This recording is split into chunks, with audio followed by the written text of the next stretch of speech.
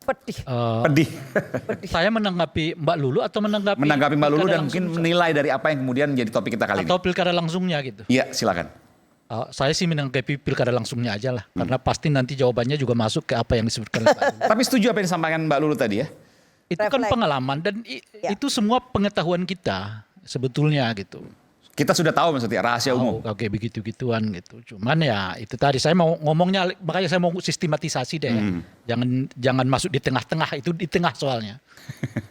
Saya kira pernyataan Pak itu kan dimulai oleh pidatonya Pak Bahlil kan. Lalu ditanggapi oleh Pak Prabowo dengan nada yang kurang lebih sama. Pak Bahlil kalau saya baca pidato itu lebih mengungkapkan biaya peserta yang mahal. Sementara Pak Prabowo kalau saya tangkap dari pidato itu mengeluhkan biaya penyelenggara yang mahal juga gitu. Jadi klop lah dua-duanya masuk nih. Baik sebagai peserta maupun sebagai penyelenggara dianggap mahal dua-duanya. Baik yang dikeluarkan oleh pesertanya dalam hal ini paslon maupun penyelenggaraan pilkada kita dalam bentuk anggaran negara gitu. Saya mau mulai dulu jawaban yang sedikit agak lucu atau terserah lah. Saya mengatakan begini, Pak Bahlil itu kan tiba-tiba mengatakan pilkada ke DPRD itu karena pilkada 2024 ini Golkar mendapatkan keterukan yang luar biasa. Jadi saking teruknya lalu ngambeknya itu jangan main-main langsung deh, sekarang ke DPRD aja, kira-kira begitulah. Terpuruk. Kalau kata orang Melayu teruk ya, terpuruk gitu artinya. Nah, jadi karena terpuruk ngambeknya udah deh jangan main kelereng, main ini aja kan kira-kira gitu tuh. Kalau kita buat langsung itu kelereng gitu kan. Nah, makanya saya bilang yang direvisi itu bukanlah undang-undang pilkadanya, tapi bagusnya yang dievaluasi itu adalah kepemimpinan Pak Bahlil sehingga kok bisa kalah dalam 6 bulan ya di dalam pilkada, di mana 6 bulan sebelumnya mereka pemenang pileg nomor 2, tapi begitu masuk di pilkada mereka teruk sekali. Nah kalau begitu yang salah yang mana? Ya evaluasi dulu kepemimpinannya gitu loh, baru kita cari-cari nanti masalahnya di mana gitu. Itu yang pertama. Nah yang kedua, argumen yang agak seriusnya, saya nggak menemukan realitas apa yang mereka sebutkan ini. Pertama, biaya mahal. Di mana mahalnya? Kalau kita merujuk... Di mana mahalnya? Makanya, kalau kita merujuk ke biaya peserta dulu. Jangan masuk kita ke biaya yang berkaitan dengan penyelenggara ya. Ya. Tadi Mbak Lulu mengatakan 1,8 miliar. Mungkin Gerindra mengatakan berapa? Ini mengatakan berapa? Yang sudah bisa kita pastikan adalah berapa sih biaya orang di dalam pelaksanaan pilkada ini adalah apa yang mereka laporkan ke KPU kan. Itu yang kita bisa pastikan. Hampir tidak bisa kita temukan ya peserta pemilu melaporkan ke KPU itu bahwa mereka habis misalnya 200 miliar. Hampir kita nggak temukan. Kita turunkan 100 bagaimana? Hampir kita nggak ada juga. 50 miliar mudah-mudahan kita nggak temukan. Jadi PDIP nggak ada 50 miliar? Kepala daerahnya? Enggak usah tanya ke PDIP. Kita tanya apa yang mereka laporkan ke KPU. Karena itu dokumen resmi. Bisa dibuka betul? Tidak ada? Tidak ada. Ya. Iya itu yang... Baru nanya emang nggak ada? Semua yang menyebut itu paling mahal mungkin 10M, 20M. Itu laporan resmi. Padahal realitanya? Saya nggak bicara itu. Saya mau mendasarkan pada laporan yang official. Itu namanya di KPU. Kan. Pak Prabowo... Pilpres 2024 yang lalu, laporan keuangannya ke KPU itu berapa? 207 miliar habisnya. 207 miliar kalau kita bagi dengan 33 provinsi, berapa yang keluar kira-kira Bung Effendi? Kan kurang lebih cuma 10M kan, per satu provinsi. Ya, untuk 5 tahun, ya kan? Bung Ganjar jauh lebih realistis menurut saya, karena mereka mengeluarkan uang sekitar 500 miliar, alias 1,5 triliun. Dalam laporan dana kampanye mereka. Itu kira-kira itu. Jadi untuk menjadi presiden di Republik ini, dari 204 juta pemilih, hanya 200M dikeluarkan oleh Pak Prabowo. Di mana mahalnya? Untuk 5 tahun. Jangan bilang ada biaya itu, berarti Anda nggak jujur. Kenapa nggak dilaporkan ke KPU? Kalau nggak tidak jujur, keluhan orang yang nggak jujur kita abaikan. Bentar, 200 M kan juga besar banget itu. Bung, kalau lihat 200 M-nya besar. Dibagi 38 provinsi. Bagi 38 provinsi bagi 54 tahun. Lo bagi lagi 12 bulan. Gak ada biayanya itu menurut saya untuk makan siang gratis 10.000 sehari loh. Bung Ruli, ada setuju dengan itu? Kan saya belum. Oh ya, oke, silakan. Gak, saya mau tanya soal itu. Jangan lihat, kalau kau dengar 200 miliar ya besar. Tapi kalau kau lihat proses ke 200 miliar itu. Dibagi lagi. Iya kan gitu. Nah, jadi 200 miliar dikeluarkan oleh Pak Prabowo untuk mendapatkan 204 juta pemilih. Ya, itu kira-kira itu. Artinya apa gitu? Artinya sebetulnya apakah itu besar? Kalau 200 miliar kita bagi untuk provinsi, layak kalau gubernur-gubernur itu hanya mengeluarkan sekitar 10-20 M per provinsi. Kabupaten kota mungkin hanya 7 miliar.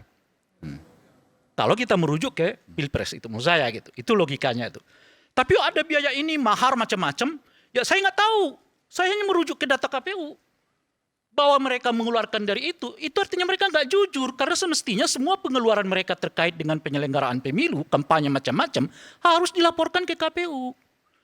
Jadi kalau mereka mengeluh biaya besar, sementara di KPU kecil, Anda nggak jujur. Oke, masuk akal. Bagaimana kita bisa menerima keluhan orang yang tidak jujur? Kan dia baikan itu.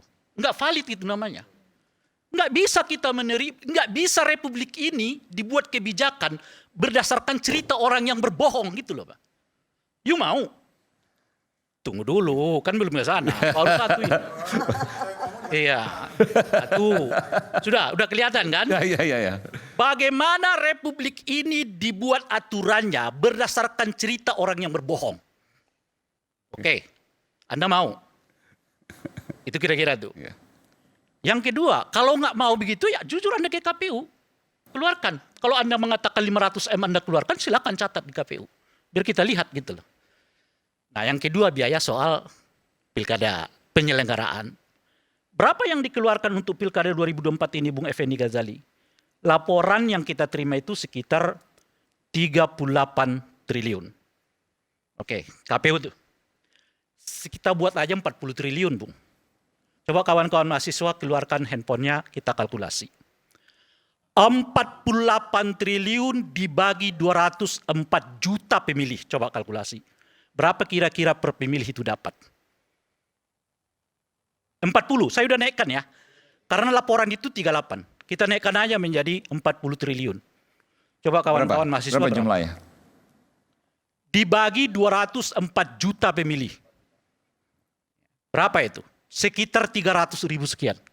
Per pemilih Bung. 300.000 rupiah. 300.000 rupiah per pemilih. Oke? Berapa?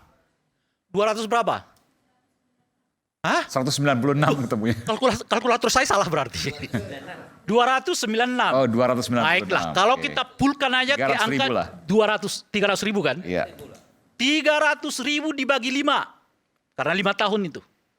Berapa kira-kira? 60.000. 60.000 Bung per tahun lo kasih ke rakyat. Lo bilang itu mahal. Itu dalam konteks berapa tadi totalnya? Kan 34, saya udah naikkan 40 triliun. 40 triliun. Dibagi 204 juta pemilih. Iya. Dapatnya 300.000 per pemilih kan. Dibagi 5 tahun. Karena pilkada itu 5 tahun jaraknya kan. Per anggaran. Iya. Jadi berapa per orang per tahun diberikan negara supaya mereka dapat menggunakan hak pilihnya ke TVS itu. Berapa tadi?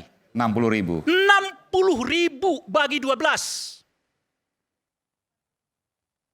Per bulan berapa dikasih negara Q? 5.000. Hah? 5.000. 5.000. You tahu menggunakan hak pilih ke TPS itu hak makan ruhani bangsa ini. Sebab demokrasi ini ruhani. Makan siang gratis itu ragawi. Dua-duanya harus dipenuhi oleh negara. Jadi jangan mikir hanya soal makan siang gratis, tapi melupakan makan ruhani gratis. Apa makan rohani gratis itu? Hak warga negara untuk menentukan siapa pemimpin mereka di Republik ini. Berapa biayanya?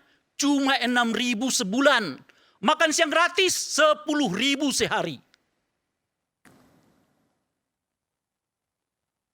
You mau bilang di mana mahalnya? Bukan mahal. Yang ada apa? You pelit bagi rakyatmu. Rakyat hanya minta 6.000 per bulan supaya ia bisa datang ke TPS menggunakan hak pilih. Itu pun Anda mengeluh. Ada yang mengkorupsi uang negara 270 triliun. Mana pernyataanmu? Mana kemarahanmu? Mana pidatomu? Yang ada bahkan kau mengatakan koruptor-koruptor itu kita maafkan kalau uang mereka dikembalikan. 270 triliun kalau kita bagi dengan 40 triliun, Bung, itu artinya 4 kali pilkada kita bisa buat. Alias 20 tahun. Ada yang mengeluh nggak? Nggak ada. Ada pidato nggak? Nggak ada. Ada ketua partai nggak yang maki-maki? Nggak ada. Tiba-tiba sekarang diputuskan hukumannya di bawah tuntutan jaksa.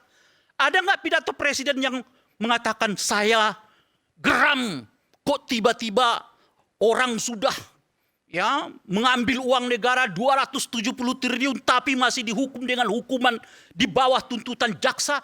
Nggak ada pidatonya. Ini maksudnya Afri Muiz ya? Saya tahu. Oke.